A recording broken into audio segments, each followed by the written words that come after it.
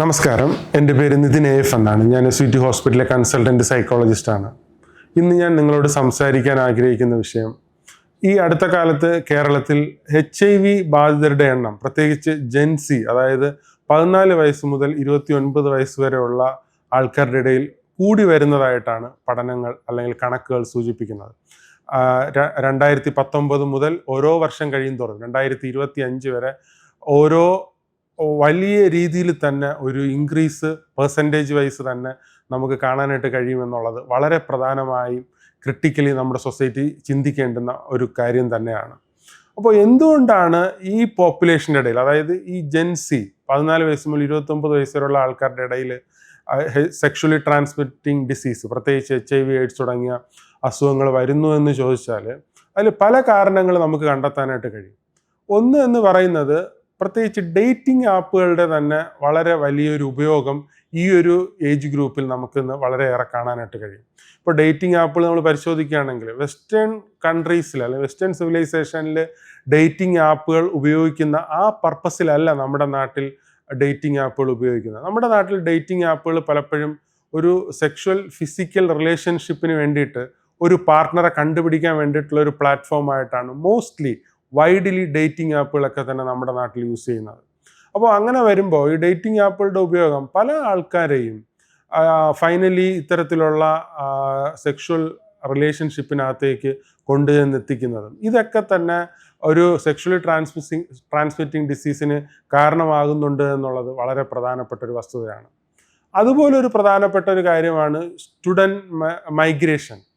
പഠിക്കാനായിട്ട് വേറെ ദൂര സ്ഥലങ്ങളിൽ ചെന്ന് നിന്ന് താമസിക്കുമ്പോൾ, അപ്പോൾ ഈ കുട്ടികളൊക്കെ തന്നെ പലപ്പോഴും അവർക്കൊരു അൺബ്രിട്ടിൽഡ് ആയിട്ടുള്ളൊരു ഫ്രീഡം ശരിയായ രീതിയിൽ ഉപയോഗിക്കാത്തത് കാരണം തന്നെ പലപ്പോഴും കാഷ്വൽ ആയിട്ടുള്ള സെക്ഷൽ റിലേഷൻഷിപ്പിനകത്തേക്ക് പലരും പോകുന്നത് ഇത്തരത്തിലുള്ള സെക്ഷലി ട്രാൻസ്മിറ്റിംഗ് ഡിസീസ് വർദ്ധിച്ചു വരുന്നതിന് കാരണമാകുന്നു എന്നുള്ളതാണ് നമ്മൾ മനസ്സിലാക്കേണ്ട വളരെ പ്രധാനപ്പെട്ട കാര്യം.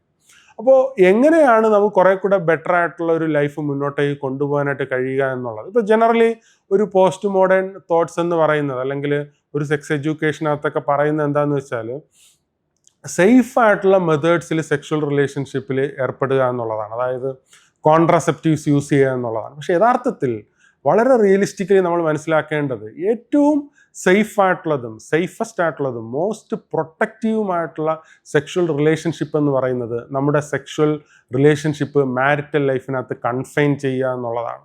അതായത് പോസ്റ്റ് മാരിറ്റൽ അല്ലെങ്കിൽ പ്രീ മാരിറ്റൽ ആയിട്ടുള്ള അല്ലെങ്കിൽ എക്സ്ട്രാ മാരിറ്റൽ ആയിട്ടുള്ള സെക്ഷൽ റിലേഷൻഷിപ്പ് അവോയ്ഡ് ചെയ്യുന്നത് പോലെ ഏറ്റവും സേഫസ്റ്റ് മോസ്റ്റ് പ്രൊട്ടക്റ്റീവുമായിട്ടുള്ള സെക്ഷൽ റിലേഷൻഷിപ്പ് വേറെ ഇല്ല എന്നുള്ളതാണ് ഏറ്റവും ഇമ്പോർട്ടൻ്റ് ആയിട്ടുള്ള, ഏറ്റവും റിയലിസ്റ്റിക് ആയിട്ടുള്ള, ഏറ്റവും ഫാക്ച്വൽ ആയിട്ടുള്ള കാര്യം. അപ്പോൾ അത് നമ്മുടെ സൊസൈറ്റിയിൽ നമ്പർ 1 ആയിട്ട് ഡിസ്കസ് ചെയ്യുകയും പ്രൊമോട്ട് ചെയ്യുകയും അത്തരത്തിലുള്ള കാര്യങ്ങൾ ഡിസ്കസ് ചെയ്യുകയും ചെയ്യേണ്ടുന്നത് വളരെ അത്യാവശ്യമാണ്. അല്ലാതെ സേഫസ്റ്റ് ആയിട്ടുള്ള കോൺട്രസെപ്റ്റീവ്സ് യൂസ് ചെയ്യുക എന്നുള്ളതല്ല ഒരു ഏറ്റവും സേഫസ്റ്റ് ആയിട്ടുള്ള മെത്തേഡ് എന്നുള്ള യാഥാർത്ഥ്യം നമ്മൾ ഉൾക്കൊള്ളേണ്ടത് വളരെ അത്യാവശ്യമാണ്. അപ്പോൾ നമ്മുടെ ലൈഫ്, പ്രത്യേകിച്ച് യങ്ങർ ജനറേഷൻസ് ഒക്കെ തന്നെ സെൽഫ് കൺട്രോളിലേക്ക് കൊണ്ടുവരേണ്ടുന്നത് വളരെ വളരെ പ്രധാനപ്പെട്ട ഒരു കാര്യമാണ്.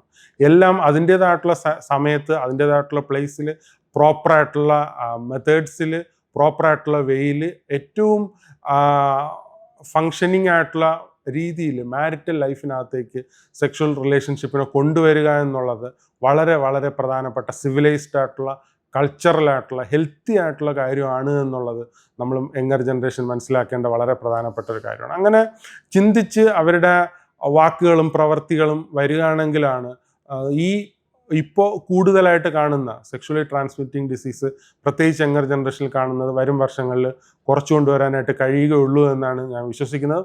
അത് നമ്മുടെ സമൂഹം വളരെ സീരിയസ് ആയിട്ട് ചിന്തിക്കുകയും അതിനെക്കുറിച്ച് കൂടുതലായിട്ട് ചർച്ച ചെയ്യേണ്ടതായിട്ടുണ്ട് എന്ന് തന്നെയാണ് ഞാൻ വിശ്വസിക്കുന്നത്. Thank you so much.